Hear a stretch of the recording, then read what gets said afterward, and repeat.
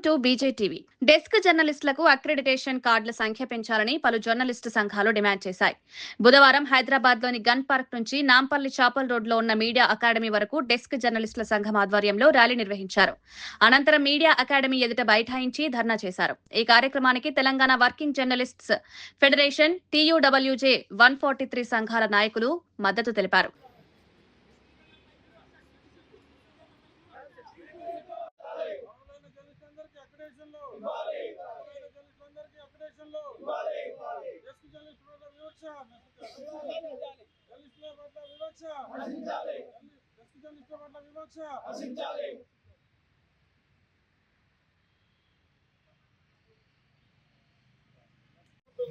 Non power కూడా ఒకటే ఉంటుంది, అనేది ఒకటే ఉంటుంది. కానీ ఇక్కడ ఏంటంటే పెద్ద పత్రికలను సర్క్యులేషన్ చూపించేసి పెద్ద పత్రికలకు ఒక తీరుగా, చిన్న పత్రికలకు ఒక తీరుగా చూపిస్తున్నారు. కాబట్టి అది సరైనది కాదు.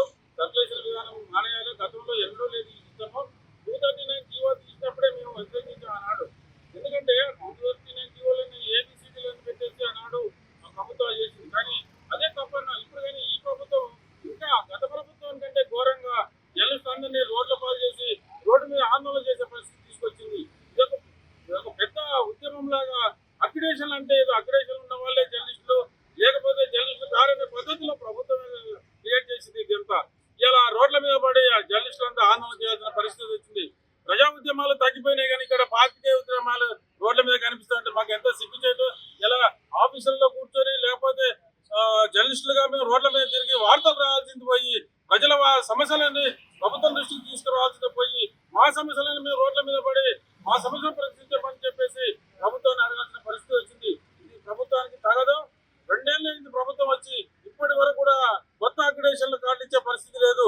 ఏదో ఇస్తున్నాం అని చెప్పేసి ఇలా 252 జీవో తీసి అందులో కఠినమైన నిబంధనలు క్రియేట్ చేసి ఇలా చాలా వరకు అక్రిడేషన్లు తగ్గించే ప్రయత్నం చేస్తుంది. ఇది సరైనది కాదు.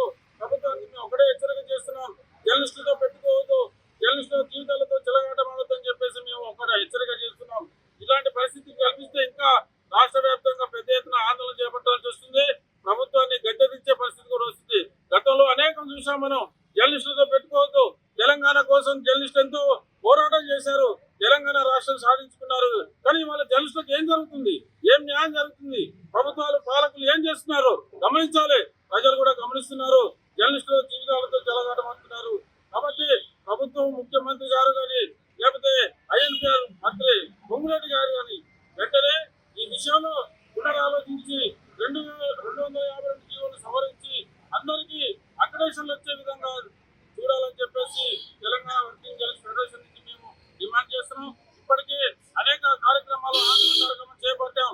ఒకవైపు టీవీ ఛానల్ వాళ్ళకు కూడా కోత విధించారు, ఇటువైపు డెస్క్ జర్నలిస్టులకు కోత విధించారు. 44,000 అక్రిడేషన్లు ఎవరికి ఇస్తారు? ఇక మీరు ప్రకటించేదంతా ఉట్టిదే అనేది మేము ఆలోచించాల్సి వస్తుంది. ఎందుకంటే ప్రభుత్వము ఒక విధానం లేదు, ఒక సరైన పద్ధతి లేదు. ఎవరికి వారు హామీలు ఇస్తున్నారు కానీ చేసే ప్రక్రియ మాత్రం కరెక్ట్ లేదని చెప్పేసి మేము భావిస్తున్నాం. వెంటనే ప్రభుత్వం ఈ విషయంలో చర్య తీసుకొని జర్నలిస్టులు అందరికీ, డెస్క్ జర్నలిస్టులు కూడా అందరికీ కూడా అక్రిడేషన్ ఇవ్వాలని చెప్పేసి కోరుతున్నది. అక్రిడేషన్లతో ఏదో ఉరుకుతుందనేది కాదు. ఇది ప్రభుత్వమే పెట్టింది.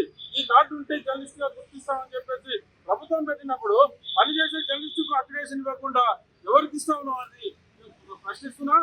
కాబట్టి ఇప్పటికైనా ప్రభుత్వం వెంటనే చర్యలు తీసుకోవాలి. ఈ 252 జీవోను సవరించాలి. లేదు అంటే ఆ జీవోని మొత్తం రద్దు చేసి మళ్ళీ గత జీవో లాగానైనా అమలు చేయాలని చెప్పేసి Telangana working journalist federation demand చేస్తుంది.